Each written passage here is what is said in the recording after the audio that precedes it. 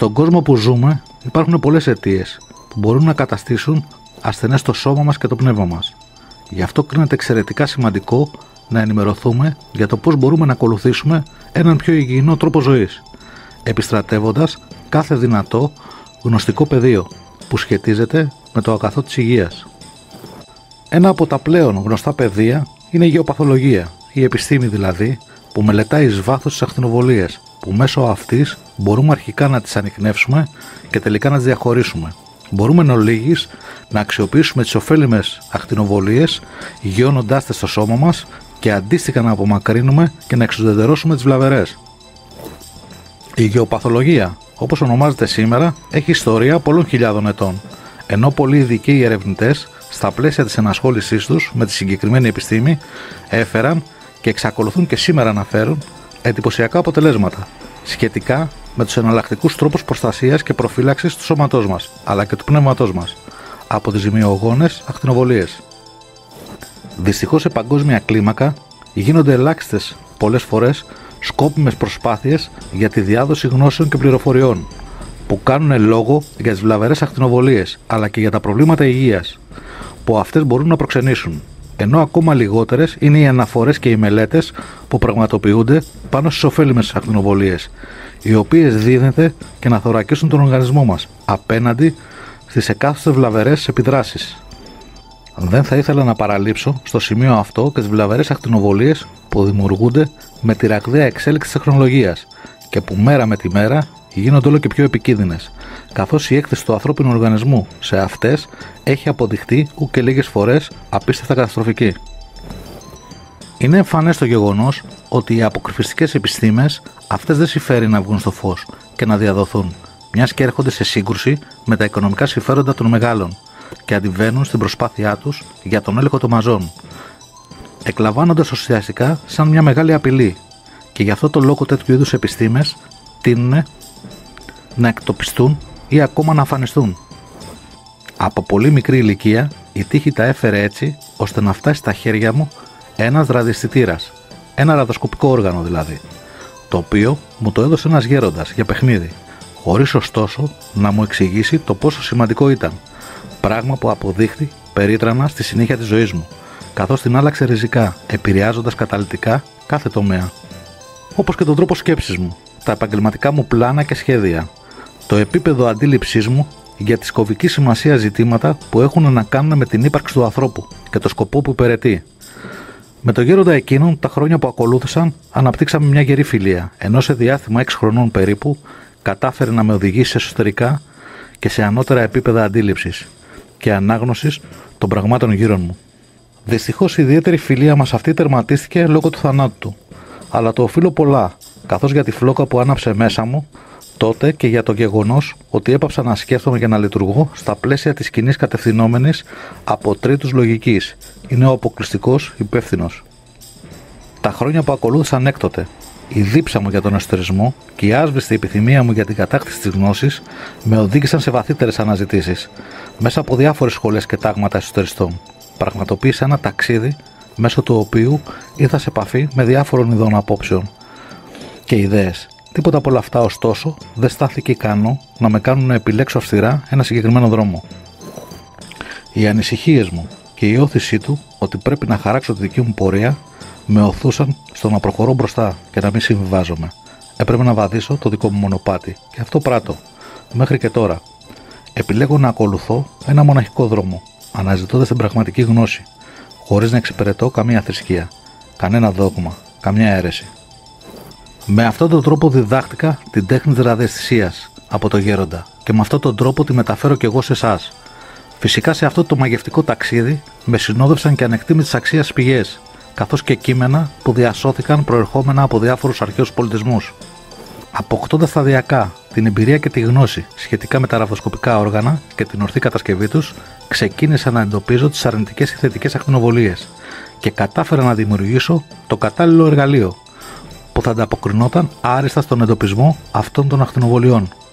Μέσα από τις προσωπικές μου γεωπαθολογικές έρευνες και τους πειραματισμούς συγκέντρωσα τις απαραίτητες γνώσεις, τις οποίες στη συνέχεια εμπλούτησα διαβάζοντας όσο το δυνατόν περισσότερα κείμενα σχετικά με τις γεωπαθογόνες ζώνες και παρακολούθησα ειδικά σεμινάρια που έλαβαν χώρα σε διάφορες χώρες του εξωτερικού υπό την αιγίδα του Ινστιτούτου Γεωπαθολογίας, καθώς έτσι η εκπαίδευσή μου ολοκληρώθηκε, φτάνοντας σε ένα εξαιρετικό ικανοποιητικό επίπεδο γνώσης. Μια σημαντική τομή της γνώσης μου έως γεωπαθολόγος υπήρξε και η εκμάθηση της τέχνης του γεωβελονισμού, σύμφωνα με την οποία πολλά σοβαρά προβλήματα δίνεται να επιληθούν άμεσα, απλά και μόνο με την τοποθέτηση των ειδικών ατσάλινων πλακών. Η συγκεκριμένη τεχνική, όπως και άλλες, διαδραμάτισαν κομβική σημασία ρόλο για την περαιτέρω εξέλιξη στο κομμάτι της προστασίας του ανθρώπινου οργανισμού από τις βλαβερές ακτινοβολίες. Όταν ένα σώμα εκτίθεται στις βλαβερές ακτίνες, οι τελευταίες συσσωρεύονται με αποτέλεσμα να το μολύνουν, όπως ακριβώς συμβαίνει και με τη ραδιενέργεια, η έκθεση στην οποία μπορεί να γίνει σοβαρή αιτία για εκδήλωση ανίατων ασθενειών. Υπάρχουν ωστόσο μεθόδοι όχι ιδιαίτερα γνωστές για την αποφυγή τους. Ένας ιδιαίτερος αξιόπιστος τρόπος είναι η επιστράτευση της ραδιαισθησίας με τη χρήση των ειδικών ραδιοσκοπικών οργάνων, όπως είναι οι βέργες ή τα εκρεμή. Η έκθεση στις αρνητικές ακτίνες επιβαρύνει σημαντικά τον ανθρώπινο οργανισμό, καθώς προκαλεί, μεταξύ άλλων, και μείωση της ενέργειάς του. Σε κάθε μας κύτταρο υπάρχει ένα σημαντικό ποσοστό ενέργειας, η οποία είναι απαραίτητη για να επιτελέσει επιμέρους ζωτικές λειτουργίες, οι οποίες με τη σειρά τους θα εξασφαλίσουν στον οργανισμό την απαραίτητη θωράκιση απέναντι στις απειλές. Η ενέργεια ενός υγιής κυττάρου κυμαίνεται περίπου στα 90 mV. Η επιβάρηση που προκαλεί από την έκθεση της ζημιογόνας ακτινοβολίας μπορεί να μειώσει δραματικά την ενέργεια αυτή, έτσι να οδηγήσει στην εξασθένηση του ανοσοποιητικού συστήματος του οργανισμού. Τα πρώτα συμπτώματα της έκθεσης αυτής είναι κατά κανόνα η κόπωση, η γενικότερη αίσθηση της αδυναμίας, η ισχυρή πονοκεφάλη, οι διαταραχές στον ύπνο, η νευρικότητα, η ένταση και το αυξανόμενο άγχος. Όσο μεγαλύτερη είναι η έκθεση ενός ατόμου στις ακτινοβολίες αυτές, τόσο τα συμπτώματα αυτά εντείνονται πιο συγκεκριμένα. Το νευρικό σύστημα, το σύστημα των ενδοκρίνων αδένων, το πεπτικό σύστημα, το κυκλοφοριακό, το λεμφικό σύστημα, το αναπνευστικό σύστημα και το μυϊκό σύστημα και πολλά άλλα. Οι αναφορές σε ανθρώπους που κατοικούν σε αστικά κέντρα και που παρουσιάζουν σοβαρά προβλήματα υγείας, είτε σωματικά είτε πνευματικής φύσεως, είναι εξαιρετικά συχνές, σε σημείο να είναι αναρρύθμιτες. Πριν μερικούς μήνες συνάντησα ένα ζευγάρι που μόλις είχε μετακομίσει σε ένα καινούριο σπίτι στο κέντρο της Αθήνας. Το ζευγάρι αυτό, ήδη από τις πρώτες κιόλας μέρες που διέμενε σε εκείνο το σπίτι, παρουσίαζε έντονη νευρικότητα, κατάσταση η οποία οφειλότανε στην αξιοσημείωτη επιβάρηση που είχε υποστεί από βλαβερές ακτινοβολίες. Το ζευγάρι μάλιστα έφτασε ένα βήμα και πριν το χωρισμό. Ωστόσο, μετά από ένα χρονικό διάστημα και αφού είχαν γίνει οι απαραίτητες ενέργειες εξουδετερώσης της ακτινοβολίας, τα άτομα αυτά επανήλθαν σε κανονικούς ρυθμούς και άρχισαν να απολαμβάνουν ξανά την ηρεμία και την ευτυχία που είχαν μέχρι πριν το συμβάν. Τέτοιες περιπτώσεις, όπως την παραπάνω, αντιμετωπίζω σχεδόν καθημερινά. Δυστυχώς οι περισσότερες εξ αυτών είναι ήδη σε πολύ προχωρημένο στάδιο, με το αποτέλεσμα να έχει κριθεί. Το πλέον δυσάρεστο σε όλη την υπόθεση είναι ότι αντιμετωπίζω συχνά και φαινόμενα που σχετίζονται με σοβαρές ανίατες ασθένειες, οι οποίες είναι εξαιρετικά δύσκολο έως και απίθανο να αντιμετωπιστούν. Με ένα αντίστοιχο περιστατικό κλήθηκα αμέσως να βρεθώ αντιμέτωπος και εγώ, ο ίδιος. Ένα συγγενικό μου πρόσωπο είχε προσβληθεί από τον καρκίνο. Για μια δεκαετία περίπου, ο καρκίνος έκανε μετάσταση προσβάλλοντας το ένα ζωτικό όργανο μετά το άλλο. Όπως είναι φυσικό, η μια εγχείρηση διαδεχόταν την άλλη, χωρίς κάποιο ιδιαίτερο αποτέλεσμα. Για την ακρίβεια, ήταν ανώφελες. Πήρα λοιπόν την πρωτοβουλία να τους εξηγήσω τι ακριβώς φταίει για την κατάσταση, στην οποία είχα περιέλθει, και να τους προτείνω τρόπο ώστε η κατάσταση στην αρχική μορφή να σταθεροποιηθεί και μετέπειτα να βελτιωθεί επουλώνοντας τις πληγές εν πάσης φύσεως. Οι προσπάθειές μου αποδείχθηκαν απελπίδες, καθώς έπεσαν στο κενό. Ένιωσα λες και μιλούσα στο βρόντο. Ο άνθρωπος αυτός δεν έλεγε να πιστεί με τίποτα για τις ευεργετικές ιδιότητες των ωφέλιμων ακτινοβολιών. Στο μεταξύ, εισήχθη στο νοσοκομείο. Η επιμονή μου να τον βοηθήσω, έστω και στο τελευταίο στάδιο, τελικά βρήκε αντίκρισμα. Τον έπεισα να με αφήσει να εφαρμόσω πάνω του τις τεχνικές για να εξουδετερώσω τις βλαβερές ακτινοβολίες, των οποίων τεχνικών τυχαίνω εξαιρετικά γνώστης, καθώς έχω μελετήσει το συγκεκριμένο αντικείμενο εις βάθους και επί σειρά ετών. Επί 10 συνεχόμενες μέρες κατέβαλα σημαντική προσπάθεια να τον εφέρω σε επαφή με τις ωφέλιμες ακτινοβολίες, προκειμένου να τον κάνω να σταθεί ξανά γερά στα πόδια του. Τα θετικά αποτελέσματα δεν άργησαν να φανούνε. Ο άνθρωπος αυτός κατάφερε άμεσα να επανέλθει, ενώ η κατάστασή του βελτιώθηκε αισθητά.